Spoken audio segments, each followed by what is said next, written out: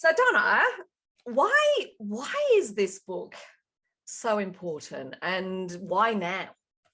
Do you know, a lot of this book came off the back end of being in lockdown. So if anyone's watching this from Australia, you know exactly what I'm talking about. If you're watching from overseas, you may or may not know that Australia had some of the harshest lockdown conditions. And certainly in Victoria, we had a lot of, which is where this book was written, we had some of the harshest in the world in terms of having to work from home, stay home, etc.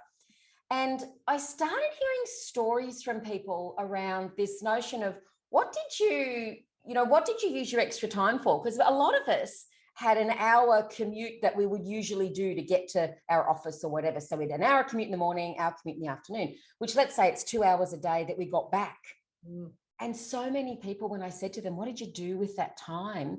They kind of looked at me blankly and said, email and work and stuff. And I do reckon in some respects it was a lost opportunity because, you know, that adds up. 2 hours per day, 5 days, 10 hours, it's more than a day, right? And so this idea of what would you do if you had an extra day really started to kind of, you know, really ponder in my mind.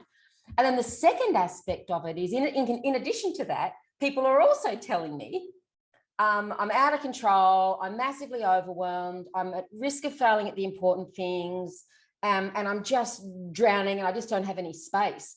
And so this idea of, well, hang on a second, you were given a whole day potentially as part of the, you know, your refund of commute.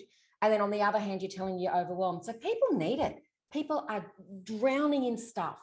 And so for me, it was, how do I serve these people who are just struggling so much?